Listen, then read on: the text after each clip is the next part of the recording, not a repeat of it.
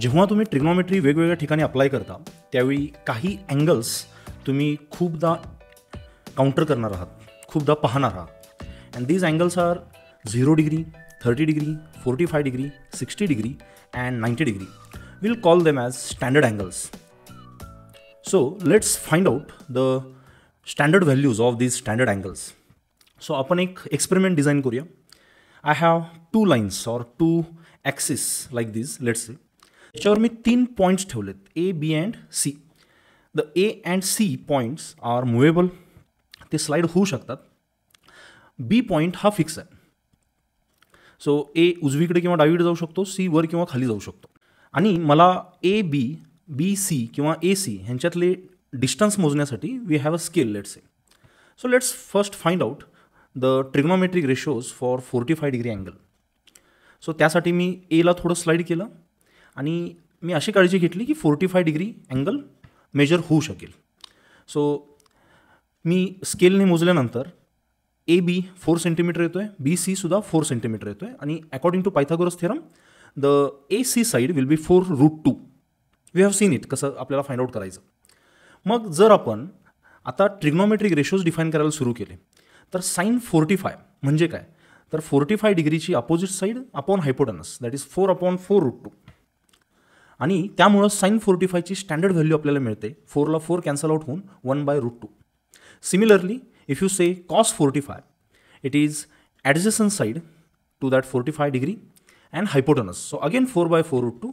आणि त्यामुळं cos 45ची value परत एकदा आपल्याला 1/√2 मिळते. आणि जर आपण टॅन 45 फाइंड आउट केलं तर त्याच्यासाठी अपोजिट साईड 4 सेंटीमीटर आहे आणि ॲडजसंट साईड 4 सेंटीमीटर आहे. So the ratio will be 1. So sine 45 1/√2, cos 45 1/√2 and tan 45 is 1.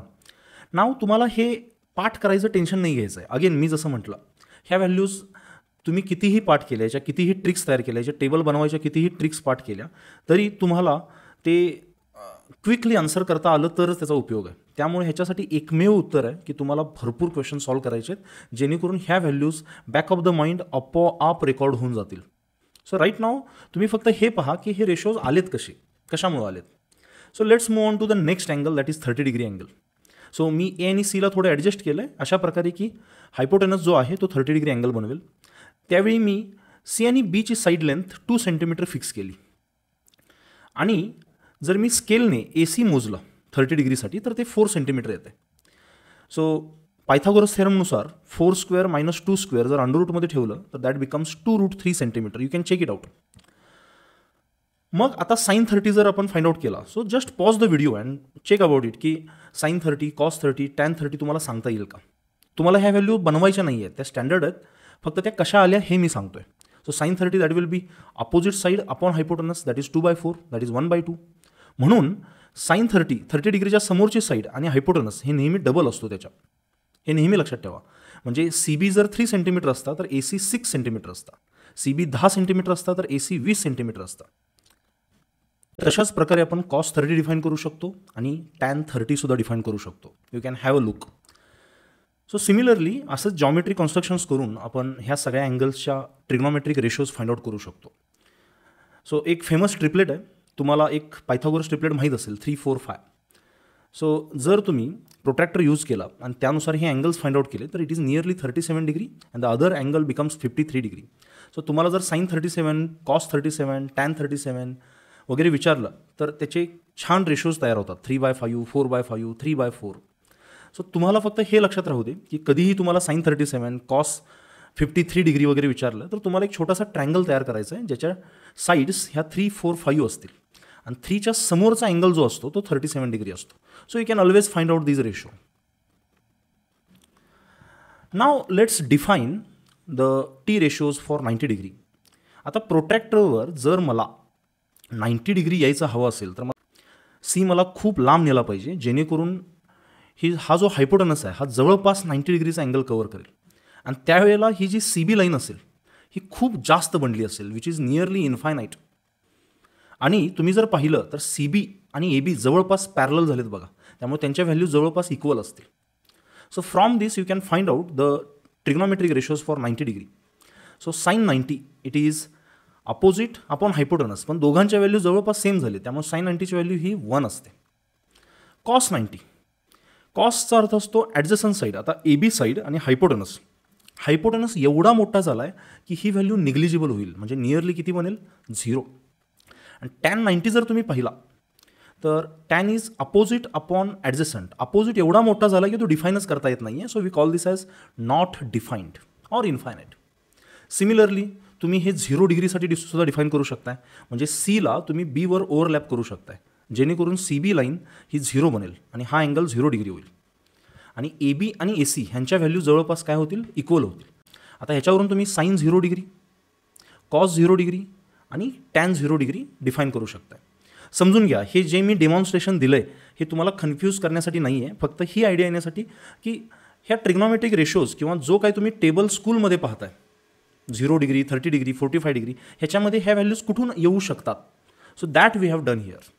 So I hope you are clear with these standard angles and their trigonometric ratios. So let's solve some questions now. So the question here says, find the value of theta and the missing side length. This side length we need to find out. So आपल्याला ही missing length Pythagoras theorem ने मिळू शकते. So if you find out this missing length like this, की ह्याला आपण जर x म्हटलं, so we can find out this x as under root 20 square minus 10 square, and if you solve it, it will become root 300 or 10 root 3. हीच value आपण ट्रिग्नोमेट्रीने पण find out करू शकतो, पण त्यासाठी हा अँगल किती आहे ते माहीत पाहिजे. So we have this alternate approach. ह्या थिटासाठी ही जी 10 सेंटीमीटर साईड आहे इट इज अपोजिट साईड, आणि ही जी 20 सेंटीमीटर साईड आहे that is hypotenuse. So opposite upon hypotenuse म्हणजे काय, try to remember it is was sine theta, आणि तो होईल 10/20 दॅट इज 1/2. आणि कुठल्या अँगलचा साईन थिटा 1/2 असतो, if you remember it is 30 degree. आणि एकदा का 30 डिग्री मिळाला हा अँगल, तर तुम्ही ही साईड लेंथ फाइंड आउट करू शकता. सो ही साईड आता त्याच्यासाठी ॲडजसंट साईड असेल. सो ॲडजसंट साईड आणि बाकी कुठल्याही साईडचे आपल्याला रेशो माहिती आहे. So what I will use is tan theta or tan 30 degree, कारण आपल्याला आता हा अँगल किती आहे ते माहीत झालं आहे. So tan 30 degree here we can write this as 10 centimetre upon x, opposite upon adjacent. आणि टॅन 30ची स्टँडर्ड व्हॅल्यू पण आपल्याला माहिती आहे, that is 1/√3. So if you cross multiply them, x will be equal to 10√3. So you choose की तुम्हाला ट्रिग्नोमेट्रीनं हा क्वेश्चन सॉल्व करायचा आहे की पायथागोरस थेरमनं, whichever is comfortable for you, you can go for it. Moving on to the next question. Find the missing side lengths. आपल्याला ह्या ट्रँगलमध्ये लेट्स से एक्स आणि वाय ह्या दोन साईड लेन्स फाइंड आउट करायचे. आता तुम्ही इथं पायथागोरस थेरम वापरू शकता का, just think about it. You cannot use it because you have only one side length. So the only saviour for you is trigonometry. So 60 डिग्रीसाठी 8 सेंटीमीटर ही adjacent side होईल. वाय का नाही होणार, कारण ती लॉंगेस्ट साईड आहे आणि त्याला आपण हायपोटेनस हे नाव देतोय. आणि x will be the opposite side, right. मग जर समजा मला ॲडजसंट साईड माहीत असेल आणि त्याचा वापर करून अपोजिट किंवा हायपोटेनस फाइंड आउट करायचं असेल तर मला ट्रिग्नोमेट्रिक रेशोज डिफाईन करावे लागतील. सो लेट्स से मला अपोजिट साईड फाइंड आउट करायची आहे using adjacent side. So opposite side upon adjacent side ह्या रेशोला काय म्हणतात, it is tan theta obviously और टॅन 60 डिग्री. मग अपोजिट साईड किती आहे तर एक्स, ॲडजसंट साईड किती आहे तर 8, and tan 60 डिग्रीची value if you remember it is √3. आता ही व्हॅल्यू तुम्हाला पाठ होत नसेल तर तुम्ही टेबलला सारखं जाऊन अप्रोच केला तरी चालेल, ऑटोमॅटिकली ती पाठ होऊन जाईल. And from this you will get the value of x to be 8√3 centimetre.